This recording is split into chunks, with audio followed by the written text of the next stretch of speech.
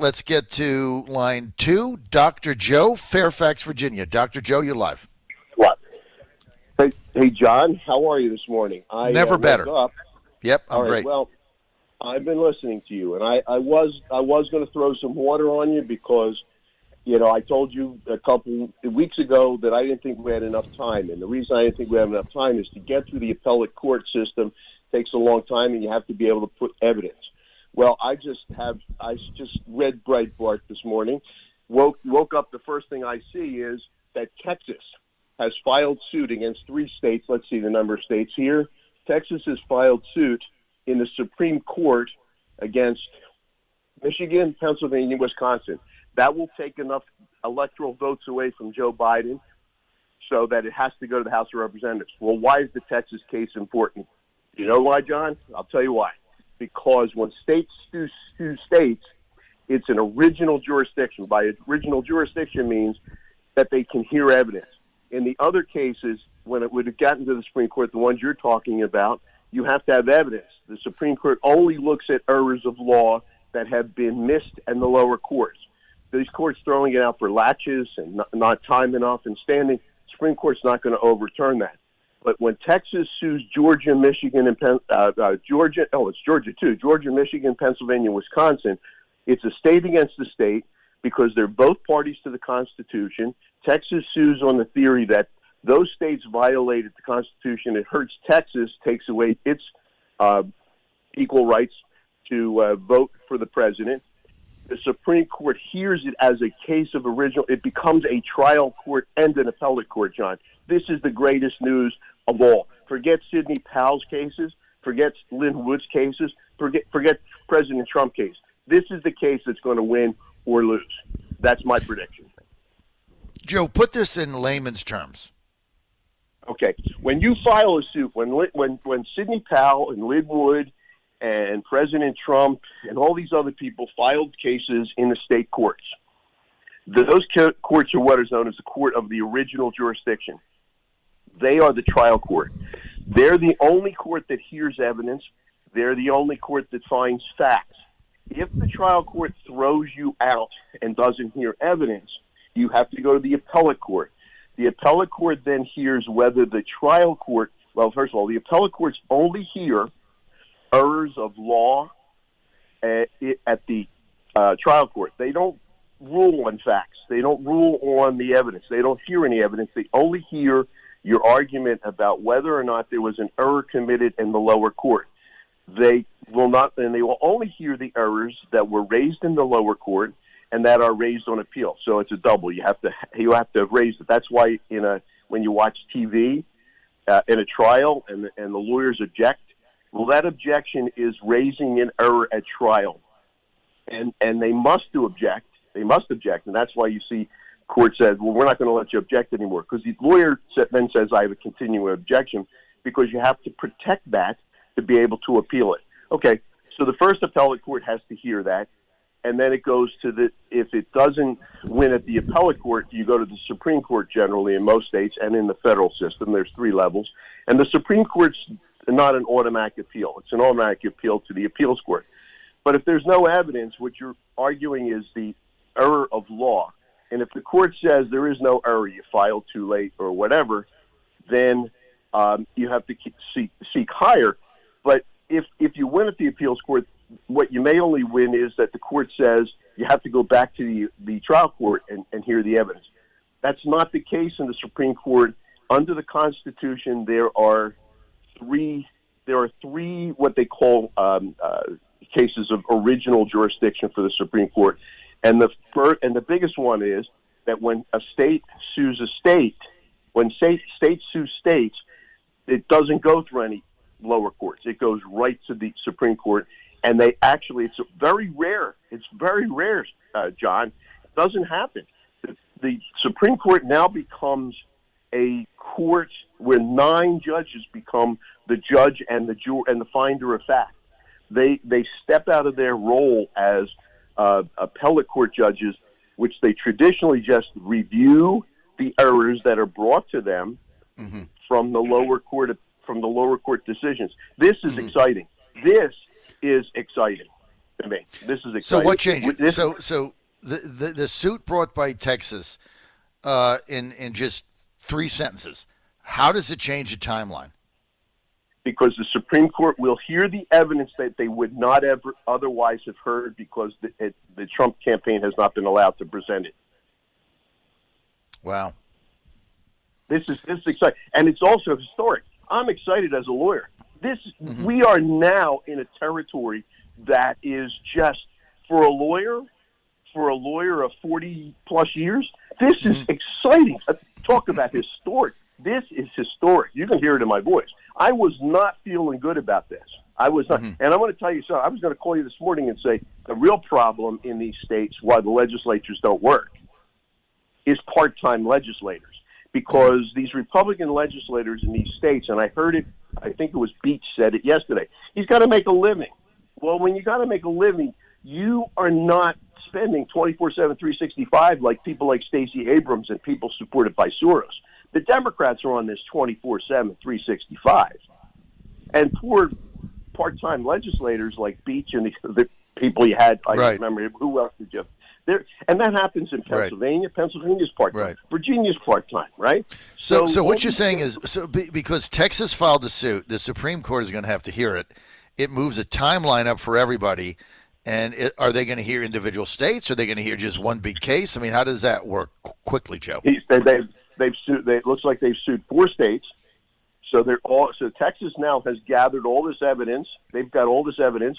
They get to put on the evidence that Rudy Giuliani's been presenting, and Lynn Wood and Sidney Powell. What's going to happen is the Texas, I guess the Solicitor General is going to argue that, and guess what? That means that Ted Cruz will argue this in front of the Supreme Court, because I don't know if you saw yesterday, Ted Cruz says he was asking as a former Solicitor General, as Assistant Solicitor General, he argued a multitude of cases before the Supreme Court. He's like one of the most effective. This is exciting. So he does want. So does Cruz want to argue the case for Texas in front of the SCOTUS? Clearly, he wanted to argue the Pennsylvania case. You think you're going to keep this out of his hands now? So would they have to? So would they? I've got to go to other callers, Joe, and what you've said is golden. So would they argue? Would there be 4? Cruz convinced them. Would there be 4 separate cases that would be argued for 4 separate states, or would they all be batched into one? I think they'd all be batched into one, and each state would have. Maybe, I don't know. I haven't. But either way, SCOTUS. So what could SCOTUS do? Let's just take Georgia, right? Georgia is one of the states. So they argue Georgia. They look at all the evidence. They look at the no chain of custody. They look at 150,000 ballots that there's no signatures for. They look at the video, and they say, you know what? There's overwhelming evidence here. This election was not right. What could they rule potentially? That Georgia cannot send electors. Bingo. So Georgia, Pennsylvania, Wisconsin.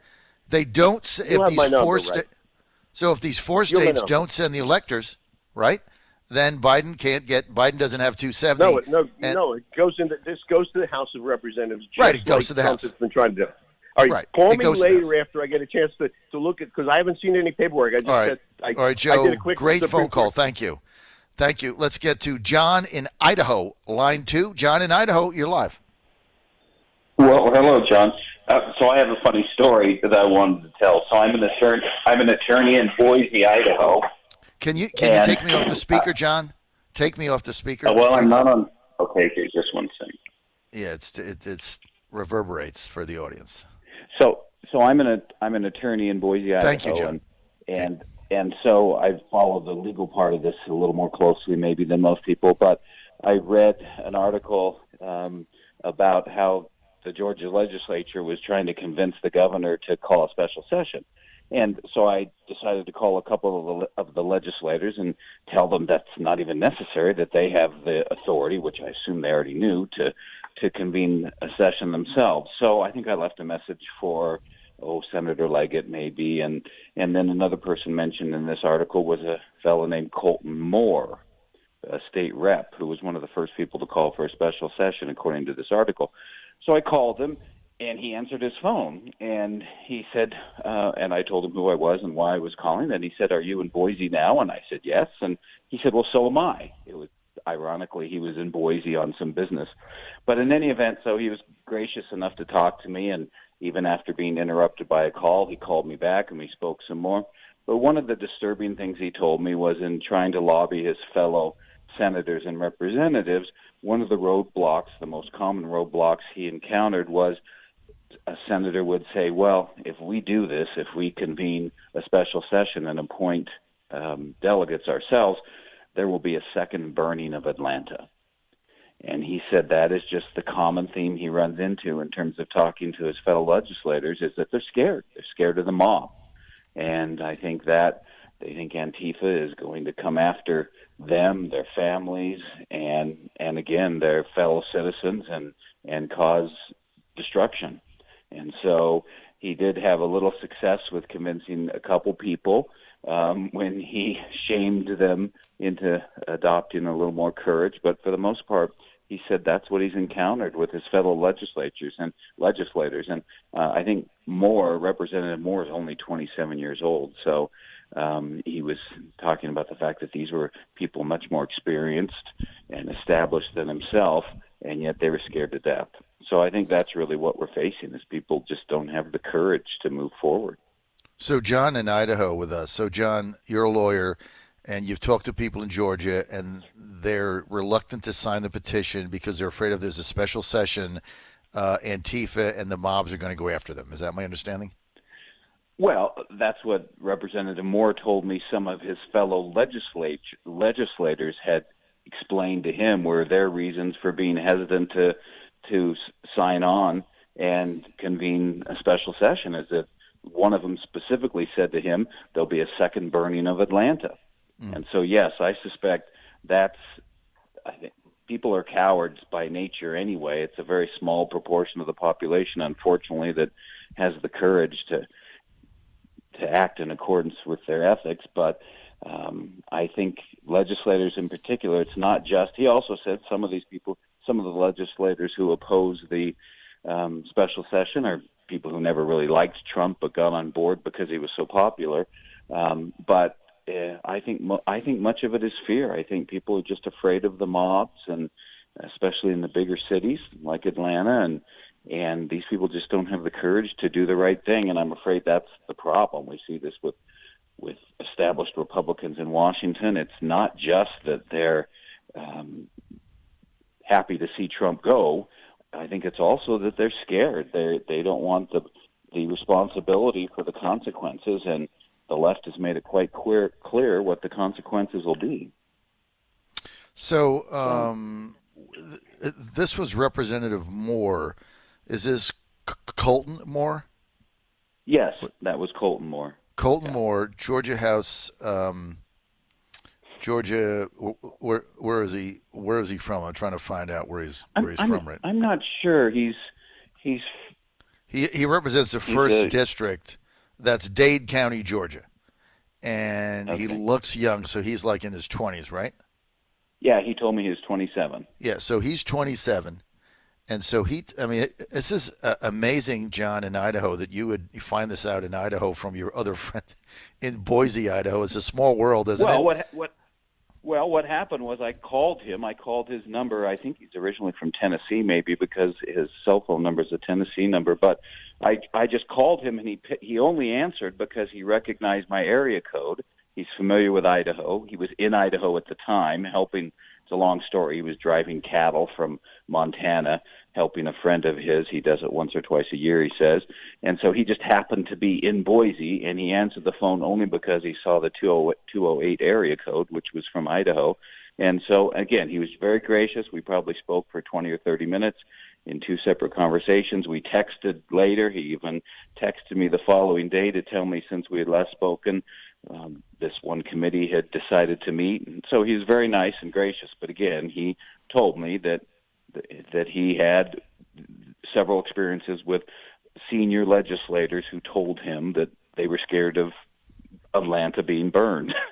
So I think that's what they're facing in Georgia. I think there's just a lot of cowardice, and people don't recognize just how serious this is. I mean, we will never have another fair election in this country if this election stands. And of course, Loeffler and Perdue are not going to win. There's no way. Trump supporters will not show up, and even if they did, there's all these. They're proving more drop boxes. They're going to steal it. John, you nailed it. Number one, if they don't do a special session, the Senate is gone. They lose. I mean, I've been here for 5 weeks. They are going to lose. The polls just show that.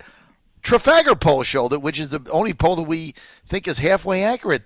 They're getting crushed, and because Trump voters they're just not invigorated without a special session, coupled with the fact that they're going to steal it again. So both of them are going to lose. So you can sit there and say, "Oh, I'm scared Atlanta's going to burn." Well, the country's going to burn. Unbelievable. That is great intel, man. Thank you, Representative 27. Thank you. 27. And of course, you can't blame Trump voters for not going out, because the Senate's already, Perdue and Loeffler will vote like Democrats if Trump isn't there anyway. And so they know it. You might as well have actual Democrats there than rhinos. And the Senate has already shown their true colors already in the last 2 weeks by some of their votes. So I think Republicans are convinced it doesn't matter if Trump's not there. It doesn't matter if we're in control of the Senate. It's what my wife Ann said to me a long time ago. I forget what race it was, but she said to me, if the Republicans I vote for are going to act and vote like Democrats, I might as well vote for the real thing. I'll never forget that. She said that years ago. My wife Ann, the Fräulein, spot on.